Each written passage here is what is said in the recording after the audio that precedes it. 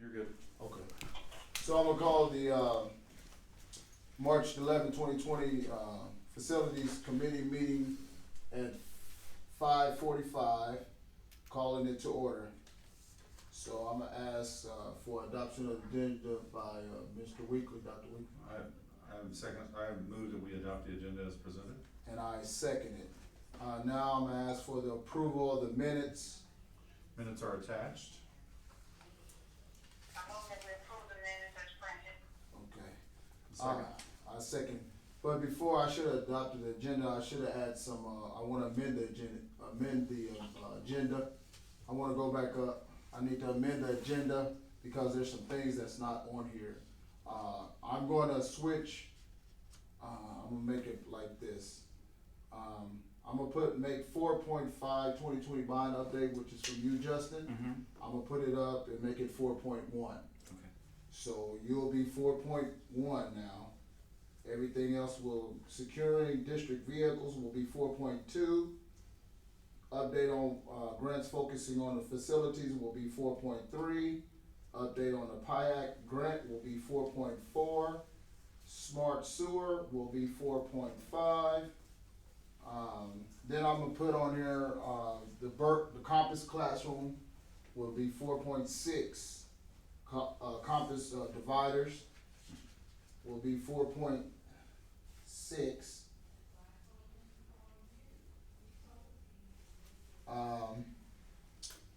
Also, the system that will be used for the laundromat at the up at the old administration building, we need to know our days and operations and how to get that info. That's 4.7.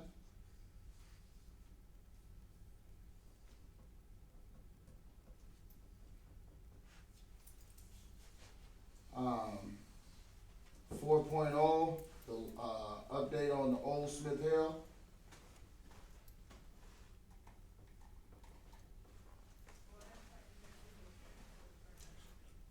4.9, the corona virus supplies in schools.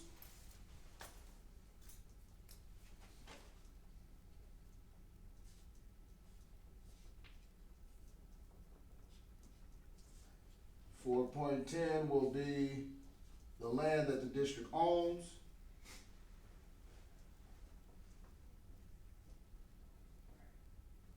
And 4.11 will be the meeting dates for April.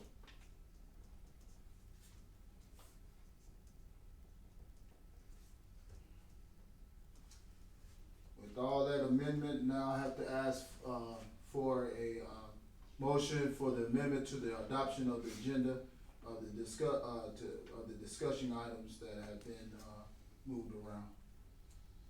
I move that we accept the amendment to the agenda as stated. Can I get a second, Mr.? Second. All right, it has been seconded. Now I'm gonna go back to the approval of the minutes for 3.1. I need a motion for the draft January 9th, 2020 Facilities Committee meeting minutes to be approved. I move that we approve the minutes. Can I get a second? And a second. And it has been seconded for the approval of the draft January 9th, 2020 Facilities Committee meetings. Now we're gonna go to the discussion items, which is 4.1 2020 bond update by Mr. Justin. All right. Hello, everybody. I see a few familiar faces. My name is Justin Durham. I'm an architect with Hollis & Miller. And right now we are in the midst of doing a long-range plan and some bond planning for the no tax increase bond issue that's coming up in August. So tonight, what I want to do is take a few minutes and go through with you some of the bond survey information that is out. So if you have not taken the survey, you can very simply go on to the Hickman C1 District website, type in 2020 bond survey, and it takes you to this site. There's two different ones. We have one for patrons and one for staff. And to let you guys know, this was as of Sunday night, we had 135 responses by the staff, 57 by the community. That has up to around 166, 170 for the staff, and we've gone up to about 70 for the community. So we've gotten a few responses in the last few days. As it turns out, this is kind of the way people are voting right now. So from the patron side, we're getting most of our response from Ruskin High School. Pretty common, right? Because we have a lot of students at Ruskin compared to the other facilities. So this is not uncommon, but we have gotten a response from every school, which is good. So that means voices are being heard from every school. In terms of the staff, very similar, right? Because Ruskin has a little bit larger staff than most of the other schools. We're getting a few more responses from them than we are from the others, but we have representation from all schools in the survey, which is what we want. So tonight, what I wanted to do is, part of what we're looking at this survey to tell us is what are the most important things to the community and to the staff in terms of things that we look at to repair, fix, whatever, as we go into this no tax increase bond issue that we're looking to go for in August. So I'm just gonna run through a bunch of slides for you guys, and I'm gonna point this out. I know President Briggs, you can't see this, but I will share it with you, or Mr. Weekly will share it with you. So on the graph that we see up here, what we're gonna look for, guys, is when you put this into a graph form, what we're really looking for is any teal color or orange color. And what that means is it either, in the eyes of those that took this survey, the teal and orange either needs improvement or needs major improvement. So those are the ones that stick out. So on this first question, we looked at drop-off and pickup zones. And you can see that in some of the schools, they're actually doing pretty well. So Freedom Markley graded pretty well, Burke was okay, Compass did pretty well. We moved kind of down through. As you can see, when we have one outlier where one person says it needs improvement, sometimes we don't take that necessarily with an altruistic vision of it, meaning that you can't make everybody happy. But when we get down to Ruskin and we start to see, pretty big numbers in terms of the overall that voted, 7 said it needs some improvement and 8 said it needs major improvement. And I think all of us that have driven through the Ruskin parking lot would kind of agree that yes, it needs some major improvements. So that starts to tell Mr. Weekly and I that, okay, we need to really focus our efforts more on, the Ruskin High School parking lot drop-off and pickup zones, maybe than some of the others. The next one was daily parking. Again, this, as you can see at Truman, Smith Hale, Ruskin, what we're starting to see is the fact that people were saying that we were just short on daily parking. So just the ability to park on a daily basis in a good parking lot. So it looks like we're gonna need to focus some of our efforts at Ruskin, Smith Hale, Warford, and Truman Elementary really on some of that daily parking needs. Event parking, so these would be, before school, after school events. And this holds true for most of our elementary schools. Is honestly, no elementary school is built for some of our evening events. That would be kind of like building a church for Easter. You're gonna have a lot of empty seats every other Sunday of the year. So we kind of sometimes, I'll bring these to you and you guys can give me your feedback, but sometimes we don't necessarily put a lot of weight into the elementary schools, because we know when you have a 5th grade program, you're gonna have tons of parents and grandparents that come, and they're just gonna have to kind of make do. Get there earlier, we may have to park on the street. But to increase parking just for those, 2 or 3 times a year is a little bit difficult. But when we come down to Ruskin, we have a lot of evening events at Ruskin. So it could be soccer games, football games, basketball games, baseball. Like, we have lots of events that we probably need to look at and address, and that is something that we've had our eye on for quite some time at Ruskin. Yeah. So activity areas and equipment. So playgrounds, athletic areas. We actually scored pretty well at Burke, Compass. At Dobbs, it looks like we need to look at the playgrounds a little bit. Irvin, Ingalls didn't do too bad. Millennium actually did pretty well because we overlaid, as part of the last bond issue, we did an overlay to that playground and upgraded that playground a little bit. Ruskin didn't grade too bad here. This is a little bit different than our fields, which we'll come up with here in a little bit when we get to more athletics, but looks like we're doing fairly decently on some of our activity areas and the equipment that goes with them. Justin, just to interject you just so quickly, for the Irvin, we just got through fixing Irvin. Yeah. So what's Yeah. going on Right. with Yeah. Irvin now as far as, is this before they found out that it was fixed? or- No, I mean, we just released a survey like 2 weeks ago. Okay. So this could be some of our patrons not knowing that we have done that fix yet. Okay. or haven't heard it from the students, right, that, hey, we get to go outside and play. Because quite honestly, the weather is just now turning, so maybe those kids haven't gotten a chance to go out and play too much on that new playground that Mr. Weekly and you guys had approved to be done last fall, or was it last fall or early this spring? Yeah, we approved last fall, it opened up last week. Yeah, so if it just opened up last week, maybe they haven't even had a chance to work on it yet, to play on it, Thank yep. So this is kind of where we get into some of the nuts and bolts, the heating and cooling. So this would be just the comfort level in the building. Does the heating and cooling really work within the buildings? You can see that we have some needs major improvement at multiple sites. So really Compass and Dobbs seem to be doing pretty well. Irvin's not too bad. But when we get down again to Ruskin High School, to Smith Hale Middle School, to Warford, we're starting to see some of those needs improvement, needs major improvement kind of creep up. Truman Elementary is one that needs some improvement. So that tells us that we really need to focus some of our efforts on some of that heating and cooling, which again was one of the major things that we had kept an eye on.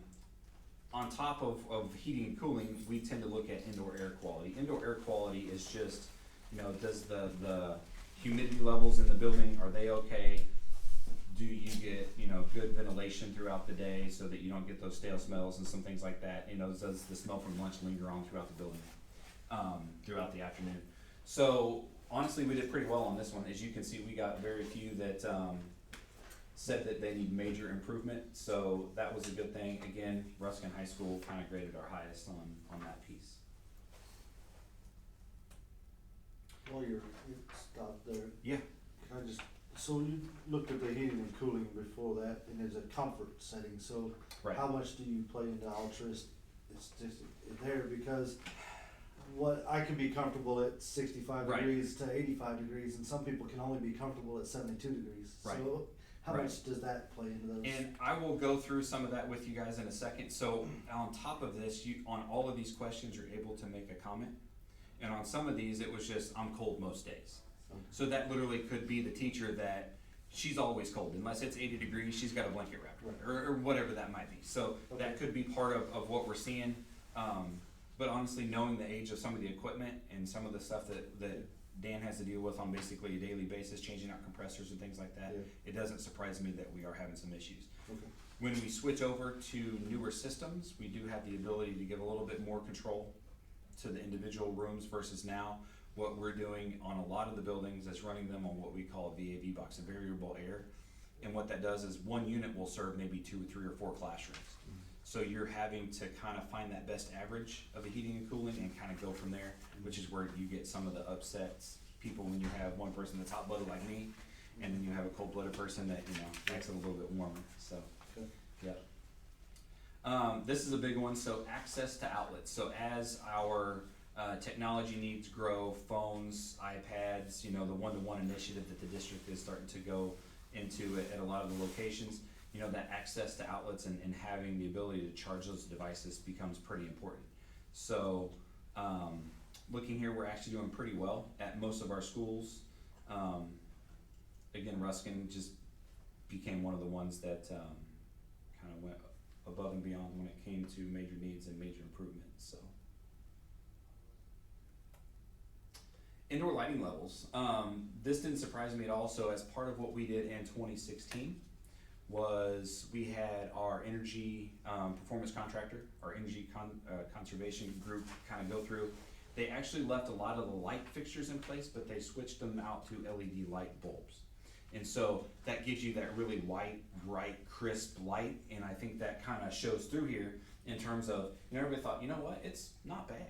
Like you can see that throughout. So that improvement that was made in 2016 is still holding true here in a lot of the spaces. So a lot of the comments were, I don't know what to say other than I can see pretty well in the building. When you ask somebody at light levels, you're like, well, I don't know what you're talking about, but I can see very well in the room. So, so this one held pretty true in terms of it's still paying off on the work that we did 4 years ago now in terms of those lighting upgrades. So that's always nice to see is that's grading out pretty well. Secure entries. So this is one of the major needs that I think we've identified in terms of safety and security. And this is that secure entry sequence. You can see at the top that secure entry sequence for visitors. And quite honestly, we know that we need to improve this at all of our sites. Freedom Markley does have one currently, and you can see there that people think that it's actually either great or good. So it works pretty well when people come and visit our youngest students in the district. They do have to go through that process, and they think that it works pretty well. Ones that we know we need to address are here at Millennium and Ruskin, but all the other ones need it looked at as well. So security for athletic fields and playgrounds. So this one would be, that could be fencing around the playgrounds, making sure that we have them enclosed. It could be fall zones, those kind of things that we're asking about here. And you can see here that it sounds like we need to make a little bit of improvement in terms of those athletic fields and playgrounds. This would be where, like at Ruskin, the turf would come into play here for the safety security part on the athletic fields. So the turf would have been some of the comments that I saw on this one in terms of it's aged out. We need to start looking at it. We got some seams. They're starting to show through, those kind of things. You'll notice that obviously we had a lot of people that may not be engaged as much in the athletics. So appropriately, they put in the purple, that's not applicable. They just didn't know how to answer the question.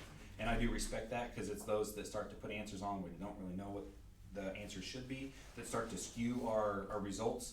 So those that have taken this so far have done a nice job in just saying, hey, I don't know, so I'm just gonna click the NA button, which is nice to see. ADA accessibility. So this would be making sure that not only do we have ADA accessibility in our sidewalks and parking stalls to get into the facility, but then as you get into the facility, do we have, ADA accessible restrooms and elevators and things like that, ways to get up and down stairs and ramps and things like that, which I know we have throughout the district. So some of the schools that really kind of floated to the top again were Ruskin, and that's really about all. Everybody else kind of graded out pretty well to be an average or even good. As you can see, a lot of the blue and the greens and even some of the yellows, which are the good and average, we did pretty well. So I just want to stop you right quick on up at Irvin. I mean, not Irvin, but up at Smith Hill. Yes. There's no ramp outside in the front, as far as Right. There's nothing for you to roll a wheelchair up, or Right. there's no type of nothing. Right. It's just open. If someone falls, that's something we might need to add on there. Okay. And I don't think a lot of people have looked at. I do know that they have one around the back, but Right. coming up through that front, there's nothing there. Right. Yeah. So we did look at that when we did that big renovation 4 years ago. And yeah, so at that point, to do the big switchback on the front of the building where the set of stairs are that go up to the main office, Yes, sir. that was gonna be a little bit expensive and kinda out of our price range, we just kinda run out of money. So the concession there was we could either use the back entry, or we could use the one that's down by the cafeteria and the band room and things like that. But if that's something, The only problem that I have with using the back interest anywhere in our district is I think it's important that people have the option to go through the front door. Sure. yeah, absolutely. And I think, So whatever the budget may be, when you draw up the renderings, I think it's important to provide those options to the Board of Education Sure. and not cut them or anticipating cutting them because of the cost on the front end. right. Yep, absolutely. We agree with you. We've looked at it. I can tell you guys that back in 2016, I think it was about $160,000 to add that ramp. So that's only gonna be a little bit more now, but if that's a high priority, we'll definitely put that back in there and make sure that is included on the list. Absolutely. Absolutely. We were able to do the ramp from the bus drop off into Santa Fe or Millennium, which is nice because we were able to incorporate it on that side. We did that new concrete ramp up to those doors, but we just weren't able to accomplish that with the budget from last time, but we'll make sure we get it added in this time for Smith Hill. So now we get more into what we will call the educational part of the survey, and we start to talk about some of the learning environments, right? So do we have a variety of learning environments? And what that would mean is, the teachers look for multiple opportunities to engage in the students, and it's just not the typical classroom, right? So we like to sometimes get larger groups of students together, so that would be one type of learning space is, can we get 2, 3, 4 classrooms together and do some sort of a group learning piece? Can we break out with some of our students and maybe go into a smaller group? So you guys will remember, if you've been around Urban, that we have incorporated a bunch of smaller rooms that can house, 2, 4, 6, 8 students and a teacher or a para or somebody to break out and really do some heavy duty one-on-one work with some of our students, right? So that would be the variety of learning spaces that we're talking about here. And so we actually did very well throughout the district. I think we need to look for more of those opportunities at Ruskin as we move forward, and just try to be able to accommodate some more large learning groups, is what some of the comments were saying at Ruskin, is to be able to get 2 or 3 classrooms together at a time and do some group learning. So that's one opportunity we have there. Otherwise, the district graded out very well, as you guys can see. A lot of gold, a lot of blue up there. Storage for students and teacher materials. So this is something that we had on our, what I'll call our wish list for the 2016 bond. So we knew it was something that we wanted to look at in casework in all the buildings, storage units for the teachers to maybe hang a coat, put some personal belongings, lock them up during the day, right? To go beyond just you guys' desk or what you guys teach out of. So again, when it came down to budget, it was just one of those things that we couldn't quite get to. We asked this question this time just to see if it was still a higher priority for the students and the staff, and also some of the patrons as they come to visit. So as you can see, it did grade out. We see a lot of yellow, a lot of blue, and a lot of orange. So that means needs improvement or major improvement. And we kind of felt that way, that graded very similarly in 2016 in terms of, we just need more stuff. Or some of the classrooms have plenty of casework. It's just tired, right? It's aged out. Some of the laminate's peeling. The woodwork is a little bit aged. So it's something that sounds like we need to pay a little bit of attention to as we move into this bond issue. With Ruskin being the high school, one of the issues that we run into, because I teach physical education, Yes. so our ability to store our equipment with not Yes. sharing it with tables and chairs, Right.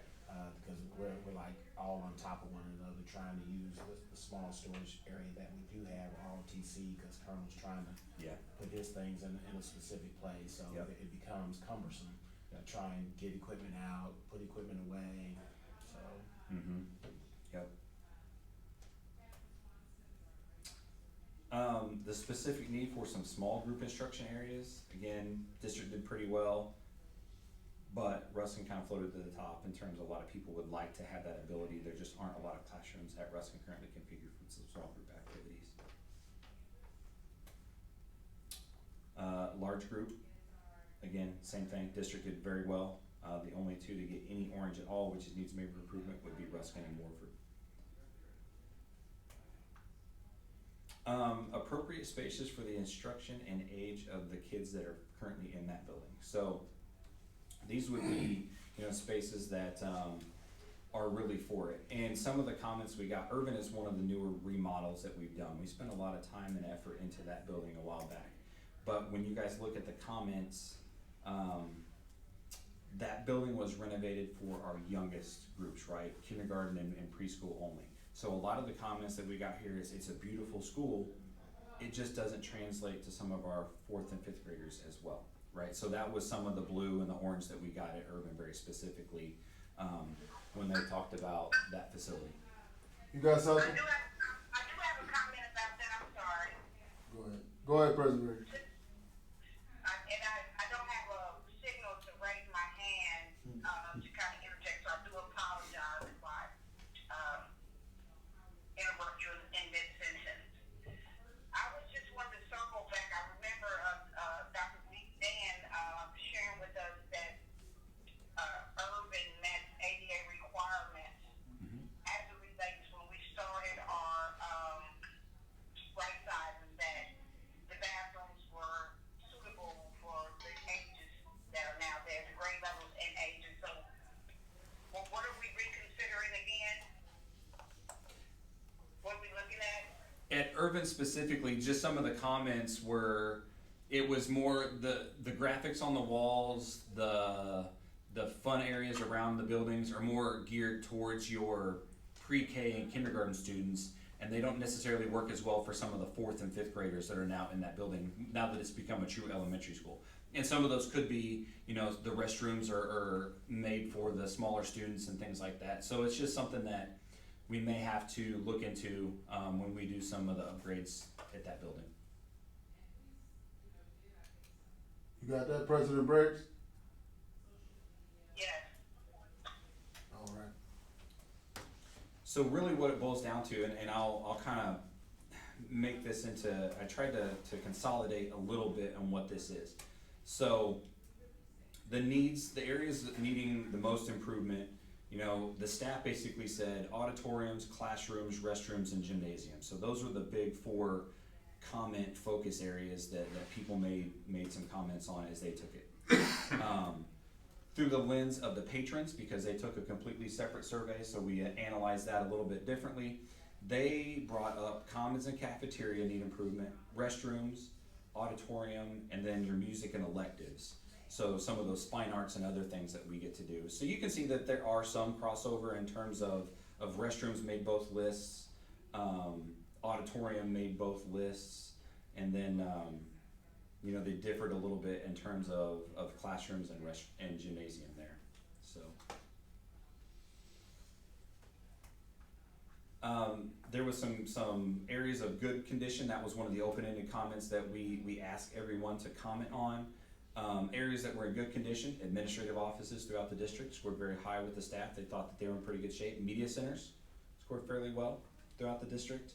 And then some of our special education rooms, the staff thought that some time and effort had been put into those and they were in pretty good shape. On the other side, the patrons, they also said that the administrative offices seemed to be in pretty good shape, media centers, and then the hallways. And that's not uncommon, because where do some of our visitors typically go? They go into the offices and they go through the hallways. So those are the areas that they are familiar with, and they thought, well, you know what, when I'm in those, they seem to be in pretty good condition. So I mean, I understand that that's where people go to the most, but I mean, I just have to say this. But it's very unusual that, you know, the offices and the administration centers look better than our classrooms, cafeterias, gymnasiums, and auditoriums. I mean, as the current board president, that probably wouldn't have been my priority. So I would hope that during this next bond election, that we highlight the services that students will benefit from the most.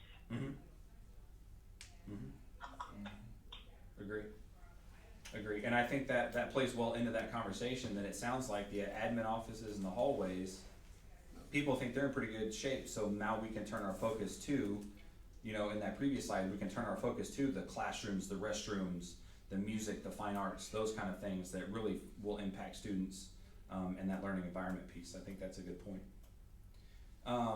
We asked the question, you know, are there any rooms within your buildings that need more space?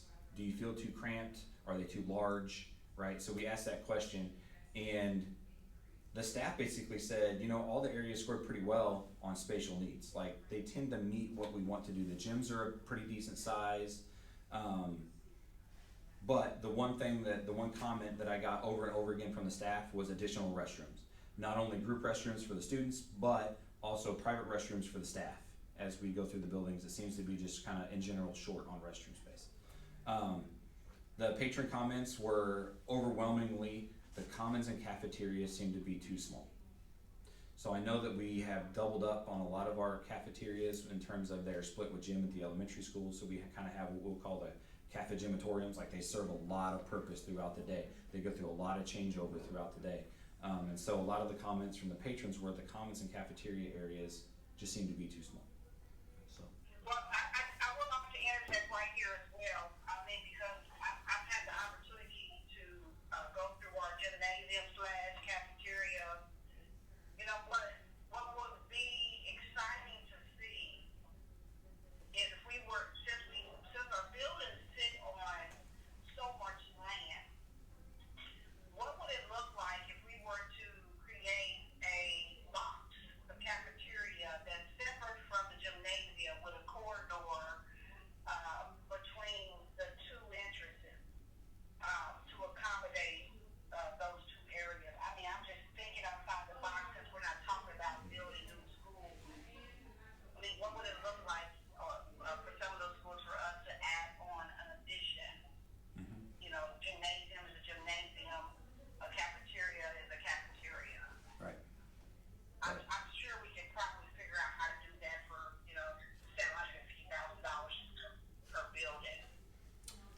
Yeah, so that's a good point that you bring up there in terms of the cost. So Kansas City, Missouri is currently under the 2018 International Building Code. The 2018 International Building Code says that in an e-occupancy education, which is every building that we have, any addition that you do that has over a 50 student occupancy has to be a hardened FEMA shelter. They call ICC 500. It can sustain a sustained wind of 250 miles an hour or greater for more than 3 seconds. So that's what we would call a FEMA shelter. They do require that now for any of those spaces. So if we were to do gymnasium additions or cafeteria additions, those house over 50 students at a time, so those would have to meet that criteria. That drastically increases that cost. We just Can went. you send me that? I would like to see that. Yeah, that blurb out of the code. Yep. And we've been somewhat successful in other districts of them giving us a pass on some of that requirement. KCMO is not that way. We just went through this in a district that's your neighbor district center, just passed a bond issue, and all the large spaces that we did, they had to be ICC 500 rated. So Red Bridge got a new gym, it had to be that way. So One reason why I bought and asked the invitation for the coaches is because now, since we're getting into more of these gyms and the facilities, this is their expertise. Yep. I didn't want to wait till the ninth inning and then get their opinion, since we're getting ready for this bond to start talking about if anybody knows it, would be the gentlemen that are all sitting here. Right. That's why the invitation was given out to them, and I'm glad you guys are here. Hopefully you guys will add some input into this. And here's the architect, as I stated. You all already know Mr. Weekly, so please feel free at any time to join in with this. Definitely open discussion. So the top needs. So the last question we ask in it is, give us your top 3 needs, right? And so I did kind of one of those word bubbles where, it makes the bigger words out of the ones that we use the most. So what came up the most from the staff is security and accessibility, restrooms, HVAC and plumbing, and then updated finishes and these were quoted, clean, modern look, and that was both the interior and the exterior. So just update the look of the buildings, that curb appeal. When you drive by, I want to send my kid to that school, that is nice, that kind of thing. When it came to the patrons said very specifically security, parking and playgrounds, the age of the facilities. So, on one of the comments that we got back was, what are the top 3? Age. They use it on all 3. I don't know if you're supposed to do that or not, but we didn't give any rules so people could do whatever they wanted. So age of the facilities was a concern. And then they also had a lot of comments about just updating the finishes, whether it's ceilings, carpets, paint, casework, just for that clean, a more modern, updated look on the interior and the exterior buildings. So there is some commonalities throughout that that you guys can see right there. And then one of my last slides right here, and we can get into the athletics discussion because you see that down here on this list. So currently, kind of as we've gone through, we are starting to group some of the things that are coming up over and over and over again. So these have come up in our administrative meetings with Dr. Cargile and some of the superintendents and Mr. Weekly here. They've come up in terms of what we as the architects and engineers would recommend to do, because there's just some things that we would ask you guys to consider first before you do something else. A good example would be if we want to go in and redo a gymnasium, we would want to make sure that the roof on that gymnasium is in good shape, the walls are in good shape, the windows are in good shape, because the last thing we want to do is go in and sand down a nice gym floor and put awesome new graphics on it and make it look cool and awesome, and then we have a leak in the roof, and then, well, there goes all that money that we just invested. So what we have put together here is just a list of some of the items that we've identified, and then if we were to do all of those things within that group, here's the amount of money that we kind of be looking at. So if we were to able to accomplish all the safety and security items that we have on our list, secure entries, parking lot lighting that needs to be upgraded around the buildings and things like that, we're looking at about $6.8 million. HVAC improvements throughout the district, $13.2 million. Building infrastructure, $20 million. And when I say building infrastructure, I'm talking roofs, parking lots, addressing the masonry, windows around the district, some of those finishes, that would be the painting, the ceilings, some of the flooring, things like that throughout the district. That's about a $20 million number. fine arts, so that would be our auditoriums, the choir rooms, band rooms, orchestra, those kind of things, about $3 million worth of improvements there. And then we get to, I know you guys are liking that number right there, athletics, so about $11.3 million of things that we've identified that we could do to improve the athletic facilities. And most of that was focused at the high school, I will say. Yeah. In terms of what we looked at there was turf, grandstands, press box, a storage building, updating the concession stand, not only turf at the field, but we looked at doing like maybe an 80-yard turf field where the baseball field is currently located. That way you guys could have, whether it's soccer practice on one and football going at the other, or band could come out and use a spot and you guys could still be having your guys' practice on, so those really give you a lot of opportunities to double up and have multiple things going on at one time instead of having one practice at 5 a.m. and one practice at 3 p.m., right? Because we've all been there, we've had to deal with that. So that's kind of the list that we've got. I'll stop right there and just throw it out to you guys, because you guys, like Clifford said, are the experts, so. And I'm gonna throw the reality of this in. Yeah. You're looking at $54 million. Yeah. Okay, we don't have $54 million. We had 30. Yeah, so, Yeah.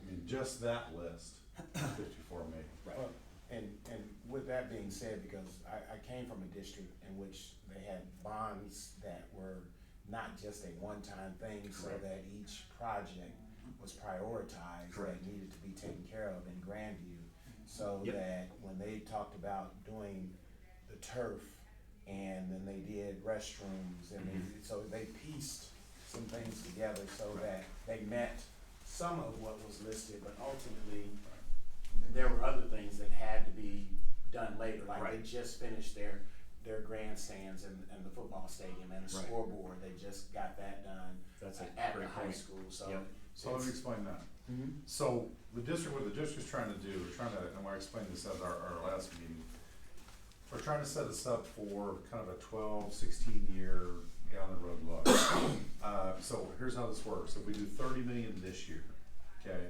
we've projected out over the next 12 to 16 years. We're projecting out at basically a 0 assessed evaluation growth, which will not occur. It will always go up a little bit, if not stay flat, but we're predicting 0, okay? And with, debt service continuing to decline, even though you take on debt, you're continuing to chip away at it. So basically, 2020, we would do approximately 30 million. 4 years from now, we could do another 30 million. And another 4 years after that, do another 30 million. So if you look at the finances over that 12 to 16 year period, we can do about $25 to $30 million bond project for every 4 years for the next 16 years. And now, the bond consultant won't guarantee that. Obviously, nobody can, but that's, as it looks now, and from what it looks from the past, that's what we can achieve. Yeah. So, let's say we get down to here's the $30 million pieces that we're doing.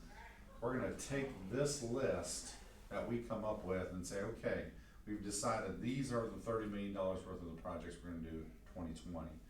And then in 2024, we're gonna take the ones that are the next most need and put them on there, and then we're gonna publish it to everybody. So everybody in the district will know, this board will know, and the board in 2024 will know that the 2020 board said this. And so we'll have a long-range plan that will not only have what we do now, then the years in between, sometimes we'll do some capital projects and we put those on there. And then that way we'll have a 12 to 16 year roadmap ahead of us. Now, we all know it tweaks, but the idea is that we want to give this roadmap for whoever, I'll be retired. Right. But those 12 years down the road, I'll be done, but whoever's sitting in this position will know exactly what to do. Yeah. And I think, and that makes it easier for everybody to plan and for boards to But plan. if that's the case, I'm sorry, if that's the case, why would we continue to pour millions of dollars into old buildings? And that's a great question. I think, that's one of the things that, we need to probably talk about is we have $30 million.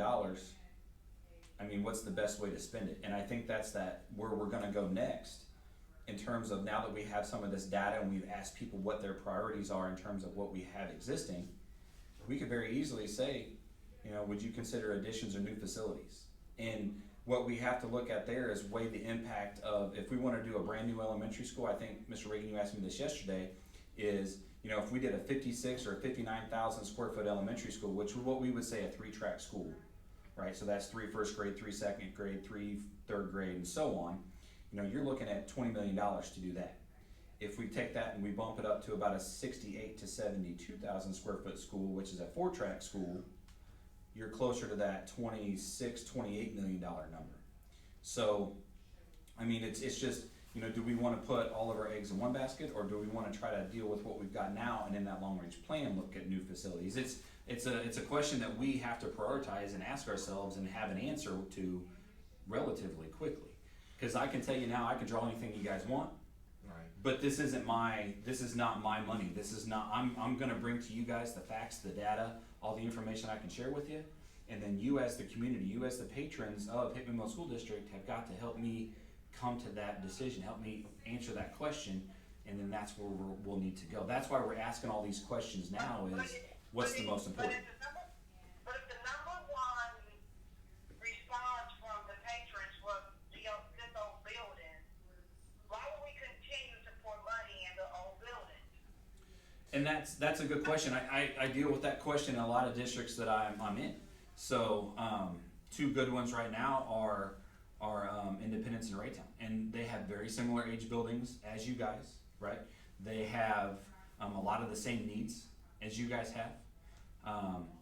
Raytown, just north of here, their philosophy is not to build new buildings. It is to take the buildings they currently have and keep them updated and try to refresh them and make them look new, look modern, and that's just their philosophy.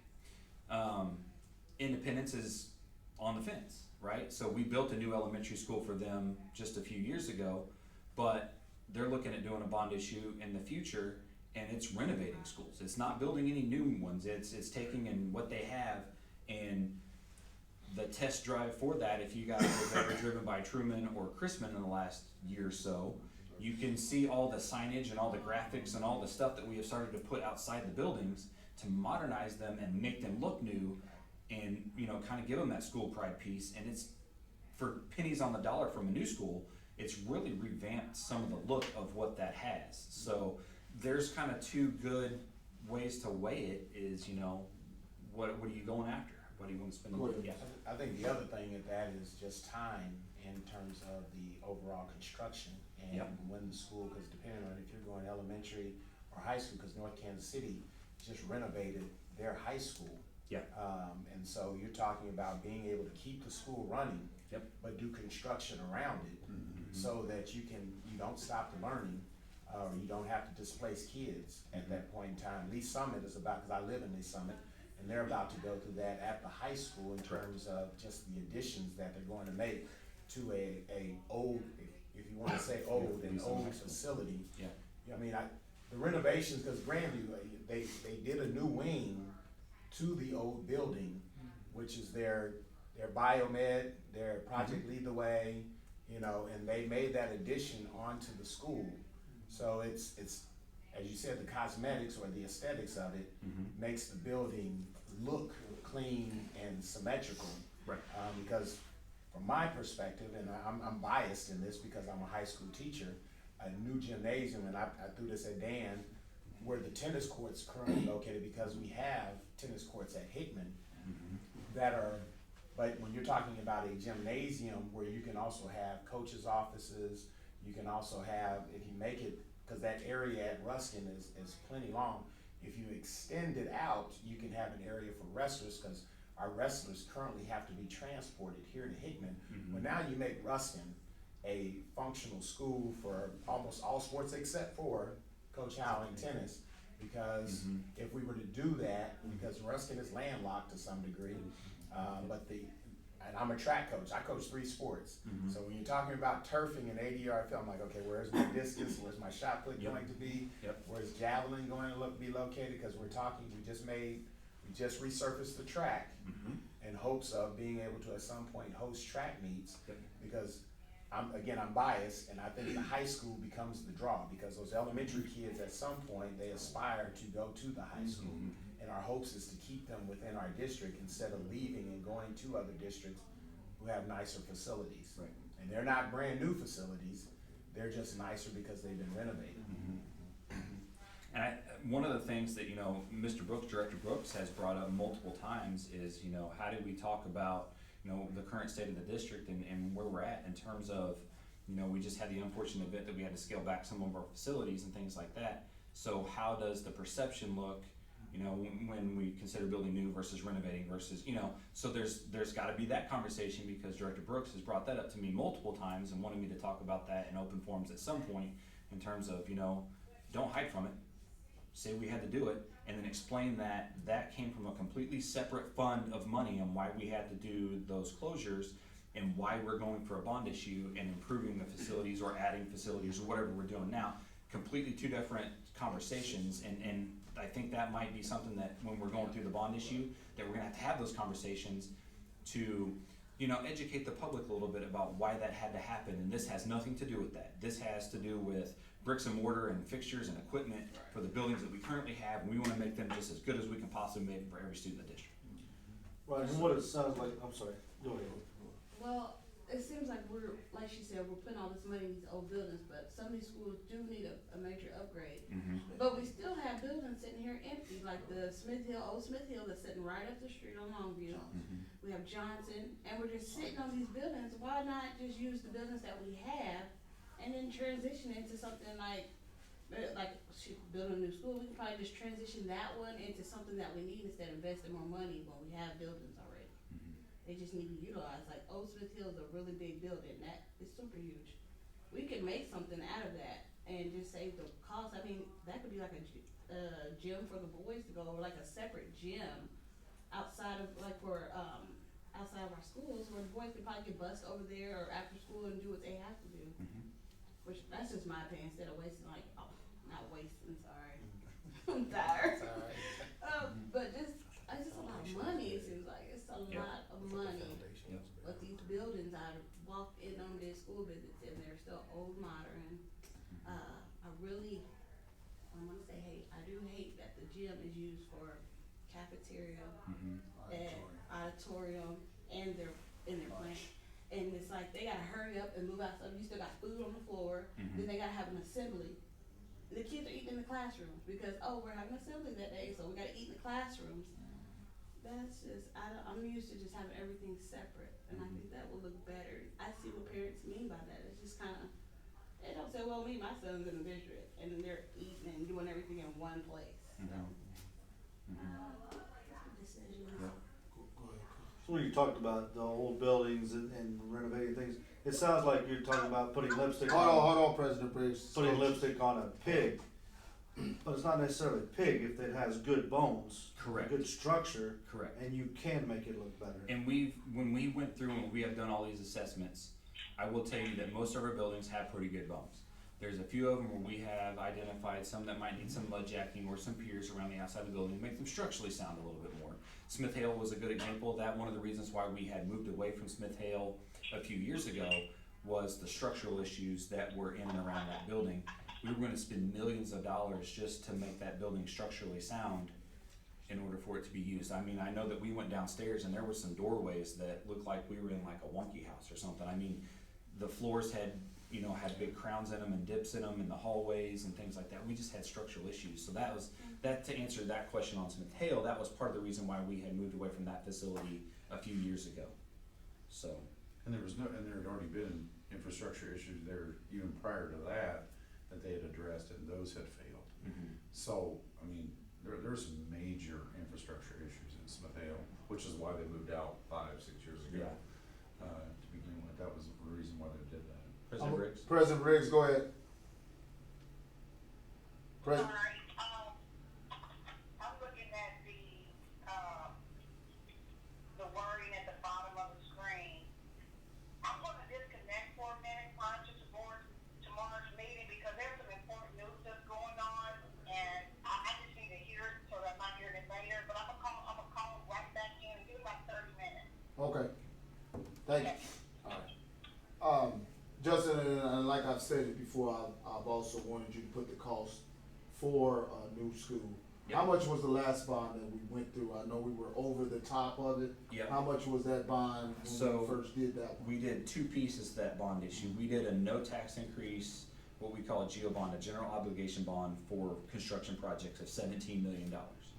We also went for what we call a performance contract, which is more of a lease purchase. The district pays that money back through energy savings, and we did that with the lighting upgrades, the mechanical systems at Smith Hale. We changed out a few other mechanical units, things like that. That was for $16 million. So that was 33. Yeah, so we had a total of $33 million worth of improvements we did last time. Okay. Have we also looked at the solar energy? Yeah, so that was right now, something that has been brought up through Mr. Sharp a Yeah. lot. He's thinks. so right now, I don't know too much. yeah, the engineers are kind of telling me that solar is not necessarily a great investment right now. Our utility costs in Kansas City are not all that high compared to what they are elsewhere in some of the counties or areas in the nation. So right now, your payback, your cost benefit analysis for solar is not a good payback type option. When we do performance contract improvements, what you do is you borrow money on a 20-year note, usually 15 or 20-year note, right? And you have to pay that back with the savings that you have. And in the past few districts that I've been a part of, solar was not even an option because the payback is longer than that 15 or 20-year note. So it's not self-sustaining. It's not something that can pay itself off over the life of you borrowing that money. So solar right now is probably one of the ones I would say would be lower on the list. If we were gonna do energy improvements, one good thing about, you'll see that $13.2 million for HVAC right there. One point that I like to make to people is some of the equipment that we have around the district right now costs us a little bit more every year to operate because they are older. Not only in terms of Dan and his guys having to replace things and fix them and work on them all the time, but also in terms of just dollars that you put into it versus the energy that you get out. So one of the things that actually would have a very good payback for the district, not only in terms of comfort and other things that would have with the HVAC, but those actually put money back to the district a little bit in terms of they are more efficient. So you can get units that right now we'll probably have some units around the district. One of them is at Ruskin High School. It was from 1957. So after the tornado went and they rebuilt, they put that thing there and it's still cranking. So the efficiency of that, I mean, you're probably 60 or 70% efficient. So 60 to 70% of every dollar that you spend is turned back into energy for your building. The other 30 or 40% just goes right out the window, right? Where now some of the units that we look at are 80, 90, 95% efficient. So every dollar that you put in, you're getting 95% benefit back and only 5% kind of goes out the flue, right? Out to the atmosphere. So those are things like, those will actually pay back. So the more of those that we can do, those actually will help the district in terms of your capital expenditures and what you pay on those bills on a monthly basis. So, yeah. Yeah. Go ahead, any other Gentlemen, questions? anything else on this part right here? Cause we still got some other things on the facilities Yep. and stuff. Yep. I don't really have anything other than the next steps. Let me yeah. comment for the coaches just real quick, so once the board in April decides on a dollar amount, okay, then we'll come back to the coach, once we get a dollar amount and then we start running some costs with our construction manager, then we'll come back to the coaches this summer, late May, summertime, say, even after the vote. Because the bond is gonna say athletic activity upgrades, okay? We can even wait till you get back from school to say, okay, what's some specifics that we wanna really get down to? So we have lots of time to connect with you between now and next summer to really kind of hammer out details about, here's the actual dollar amount that we're gonna actually push towards activity athletics. And so then at that time, we can really talk about what's the best use of our dollars. And that obviously would be with Mr. Allen, Mr. Weiler, and all of you guys to say what's the best use of our dollars. So that time's coming. Yep, definitely. Yep, and that's our next steps is starting to explore options and how best to prioritize and spend the $30 million that we have. And then what are we gonna do in 2024, right? So what's left on that list? You guys heard me talk about casework. That was on the list in 2016. We didn't quite get to it. So I'm asking the question again, and it seems like it's still gonna be a priority on this one, right? So it's a living thing that we're going through. When we took what we did 2016, we've been updating it and we're bringing it back to you and we're asking again, what are your priorities now? So that's kind of a good deal what we're going through. and that's it. I mean, I'll be back in April to share with you guys some of those options that we're looking at. And then sometime in May, so you guys know, sometime in May, the district will be required to submit to the state of Missouri what they want to have put on that ballot for the bond language. So by then, we'll have a pretty good idea of what we wanna move forward with in terms of priorities and that no tax increase, $30 million. And you're gonna take care of some of those advertisements that we were talking about? Yeah, I'll Pass get with it Dan and along, Marissa in terms because of, those would really help you, Yeah. getting it out more to the community. right. As well as the churches around here, Yep. so Yep. those are some things. Yep, I did go to the South Kansas City Alliance, I'll be happy to report. We had, 3 pastors, 3 representatives there, and they said that they were gonna share that with their congregation. Also, the Mid-Continent Library was in attendance at that meeting, and she was more than happy to print out some little flyers and hand them out to the people as they came in, so that was very good. That was nice of those guys to share the word for us.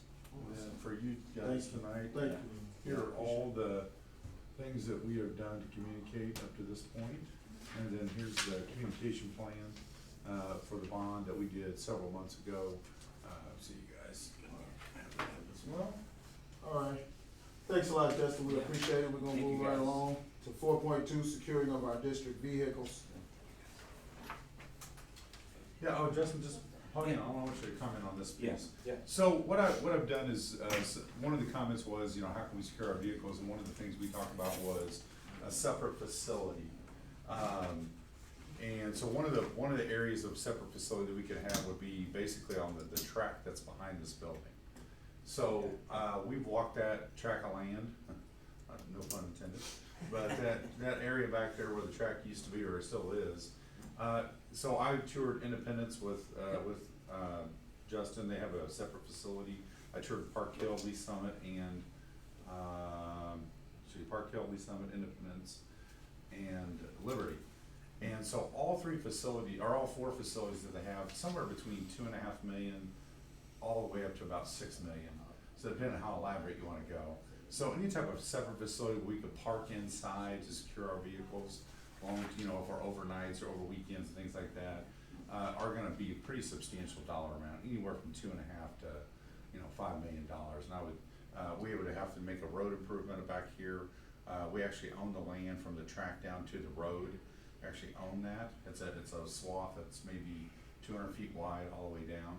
So we'd have to build a road ourselves and pay for that road improvement ourselves. So you're gonna spend $2.5 million to make that improvement, at least. So I don't know if that's something that we would wanna consider in this bond issue, or not, and we can certainly put that in there as something to design. Yep. Obviously the land's already graded, and that's, we have some upgrades there that are already in place, but, we can include that as a cost and just be a part of that cafeteria menu plan to say something to consider. And, we'll see how it goes from there, but. With saying that, Mr. Weekly, I know that, the building that is over there, and we've been talking about that building, that sits right there by the Ruskin, that building is an eyesore to me. CAC building, and we've been talking about it, and we've already got the structure of a gate.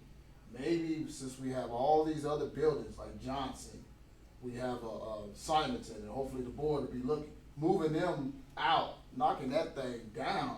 You already have your gate, you got everything in there that you need for whereas you don't really have to pay a whole bunch, 2.5 million, because you're gonna be just preparing for the bulldozer to come in, clean it off, and then you'll put a little surface, but your gates is there. Have we been looking at that too? Never considered demolishing CAC. Yeah, well, that might be. We'd have to talk to Mr. That Sharp. building is- Yeah, well, I mean, the building is rented.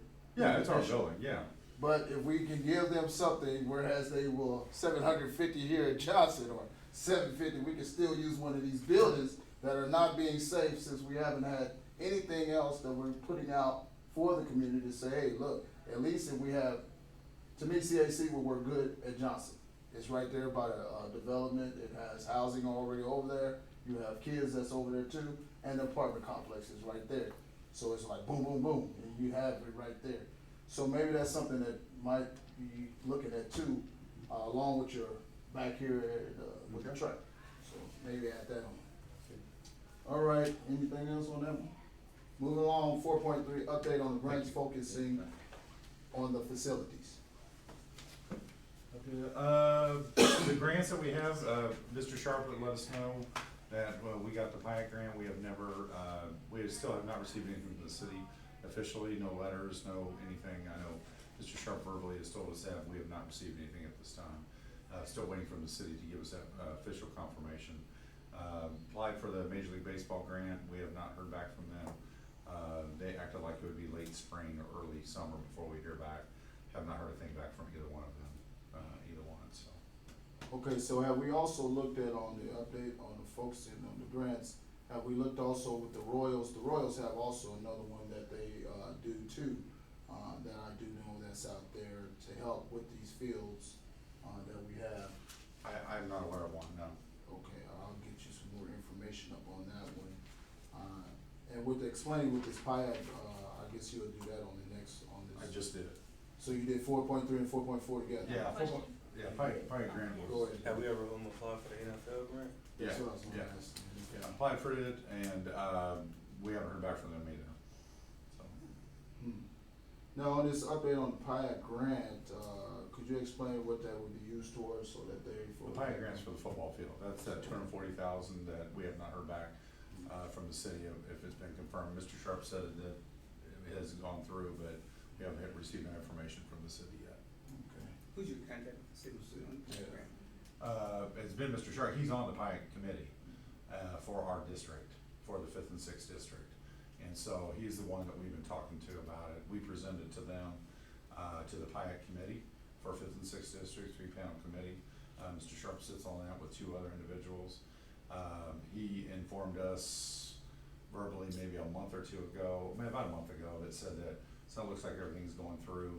Part of the problem is that Quentin Lucas came in with a new budget, and there were some budget issues, and they wanted to make sure everything was good with the budget, so he wasn't sure, because he thought he would be able to tell us in December.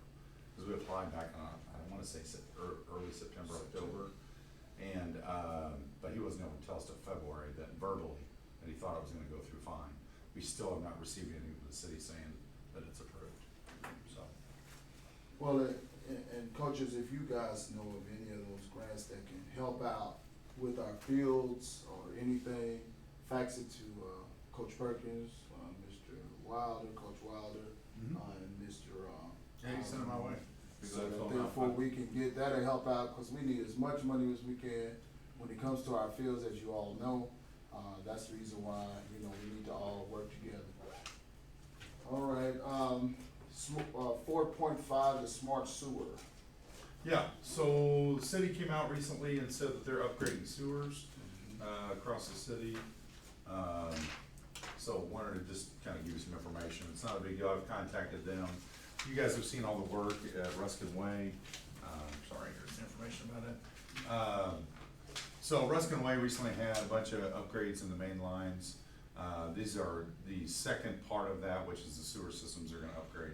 There's actually a map on the second page if you wanna see that. Been in contact with them, just, generalized to say, they basically said if we have any interruption of service, we would give you a 30 days notice, that type of thing. This is a pretty typical upgrade, just wanna make sure you understood that this was going on in our area.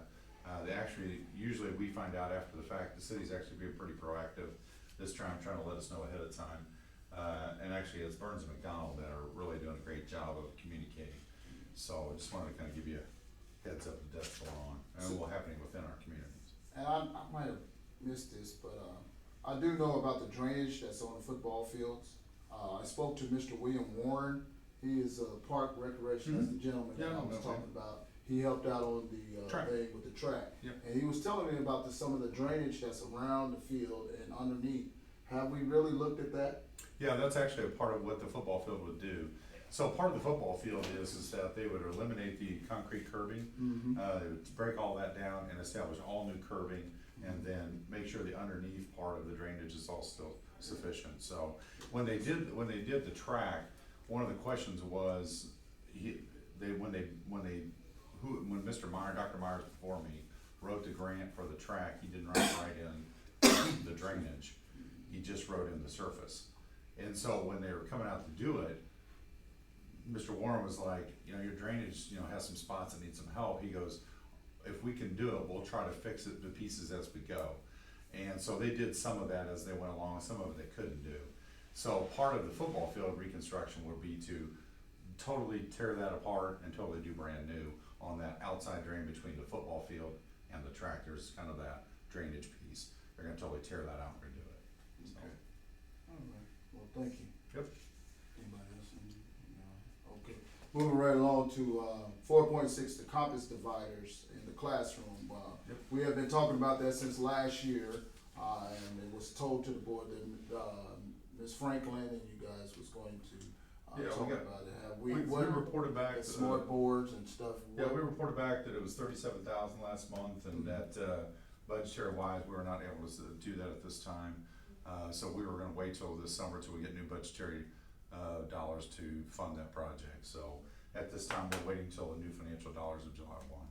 Okay, so. Were we able to do something else outside that smart board, like just a divider period, just one that's just solid, cause I think that's what we agreed on. Well, that's exactly what curriculum instruction department does not want. They want a flexible classroom space where they can secure it and then undo it.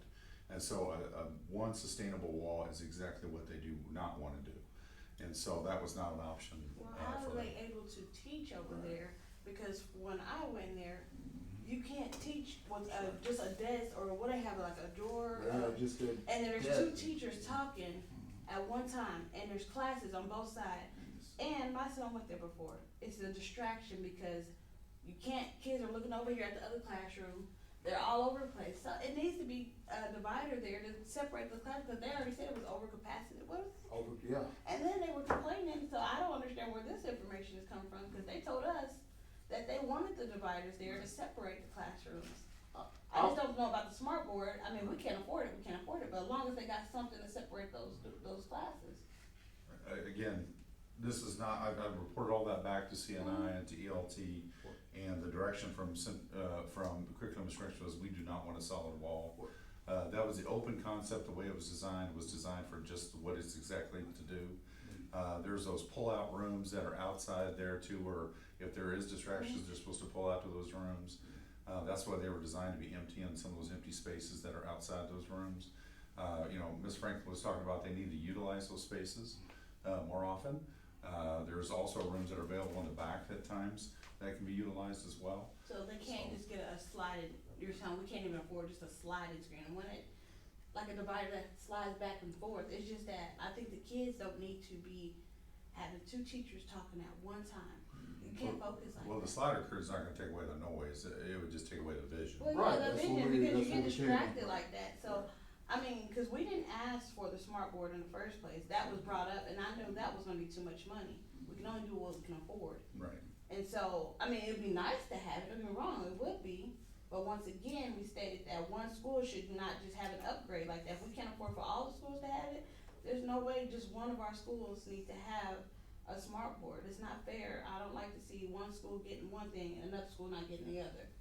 So, if that's the case, I don't think we need that at all if everybody else can't have it. It should just be open all over the floor. So what I would like to recommend, since we did say that in the last facility, is report back to CNI, put this on the agenda, bring it before the full board. Our kids need to be able to learn. If we can take away that distraction, because we did state that, we wanna take away that distraction. We have heard from our staff, and as a board, I think it's important that our students are able to learn without that type of a distraction. If we can't, at least if we can't do some, we need to be able to do something. We can't do all, we need to do something. And we haven't even made that effect, and this has been going on since last year. School almost out, even though school's almost out, I want them to learn as much as possible. Report back to Ms. Franklin and them, and to let them know that we wanna put that one on the agenda. We need to come up with some type of thing, let them know that that's what we have asked. And since they didn't come up with a solution like we had asked before, we're gonna give a solution, we wanna bring it in front of the board. I'll let President Briggs, I was waiting on her to call, because that's kinda, to me, I don't understand that. Especially when the board has spoken, and we have visited. Two board members have already looked at this along, and we have reported this several times, and we thought we was gonna come up with a resolution, and since not, I would like to bring that in front of the board, so that will go toward the board, and I'll put that on 5.1. Sure. All right, 4.7, the community laundromats, the days of operation, the times, how can our community, how can our children or how are they gonna be able to use this? Because I haven't really heard a lot about it in our schools. I don't know how many people's using it. There's nothing been said about how many, the time, the day. So I just need to get some info, make sure that we're putting that out for our students that cannot afford to wash their clothes are able to use this. Yeah, FSLs are doing that right now. So the loads of little water, and I'm reading the responses that we sent you. The loads of little washer and dryers are only for parents in the district, not for the community in general. There are not open hours. In an effort to organize this resource in a structured manner, parents will connect with their building family school liaison, or FSL, to schedule a time slot. FSLs will share the schedule with security guard to assign at the former admin site, which is Oscar. Parents will be required to show ID and will need to be on the schedule. FSLs will schedule families 6 slots per day on Monday, Tuesday, Thursday, and Friday. So the only day is not Wednesday, from 8 to 3:15, and they have 6 slots that are available from 8 to 3:15. Okay. And all of our FSLs in all schools do know about this. Yep. Can we, as a They created a Google Doc for people to sign up, and so FSLs work with families to sign them up on that Google Doc so they have their slots. okay, could you also give us a stats to see how many of them? I'll ask Dr. Skinner too. Yeah, that's give kind of that- Dr. yeah, Skinner. a status update on that, because I would like to know if it's being used effectively, because I might not have internet, so how would I be able to get to you guys? Well, that's why the FSLs do it at school. Okay, That's why. all right, well, we'll get an update, I appreciate that, Dr. Dr. Weed. Now, the Old Smith Hill update, 4.8. I don't have one. I mean, I would refer to Mr. Taylor and where we're at with, I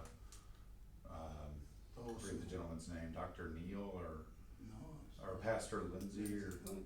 Yeah, he is not, we've not had, touch base, we've not had contact. We're gonna just have to reach out to him, and we'll do that. We'll reach out to him. Okay. All right, I appreciate that. 4.9, the coronavirus supplies in elementary and also secondary. I got a update from the president today, Briggs, so I wanna see where we are at right now. So what we do is so today I looked up our chemical, I made sure our chemicals are registered with the Center for Biocide Chemistries out of Washington DC.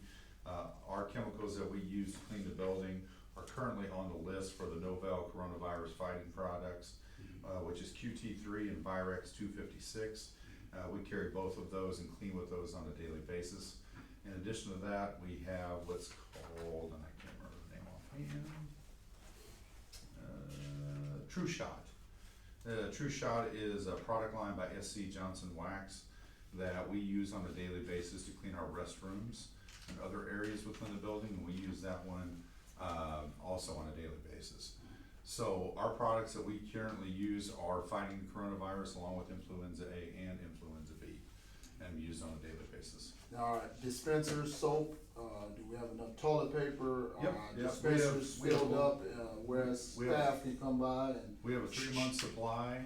We have at least a 3-month supply of everything in our warehouse, and then of course they have at least probably 2 to 3 weeks supply within the building. So we're a good 4 months out, and we talked to our distributor today actually, and he said we go through what's called Home Depot Pro for all of our product, and he said we have no delays in any product right at this time. So toilet paper, paper towels, soap. He goes, whatever you need, we can get you tomorrow. And everything is stocked up. Yep, at our store. everything's stocked up. We're really good. We toured the warehouse today with him, and we have a solid 3 months, maybe 4 months supply of everything right now. We could go to June and never order a thing. So June or July right now. So Okay. we're good. All right, well, that's it. You got anything? All right, 4.10, how much of the land that we own? We have a lot of land, and I don't know if a lot of Before people. we talk about land, I would ask that Mr. Taylor, Mr. Fields, should we be talking about land matters in open session? No, that's real estate, I think should be a closed. You want to say session. close, okay, Yeah. all right, I'll leave it closed then. All right. I'll knock that off. 4.11 will be, meeting dates for April, and I would like to, postpone meeting dates until the new board has been seated.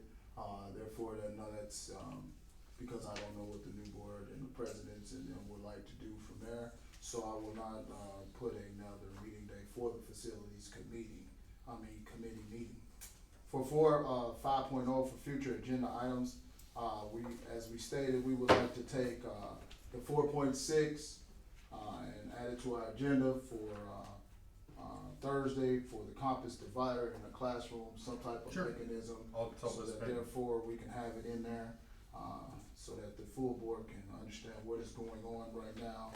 And also know that we did not get a resolution, so we as the board need to come up with a resolution for our students.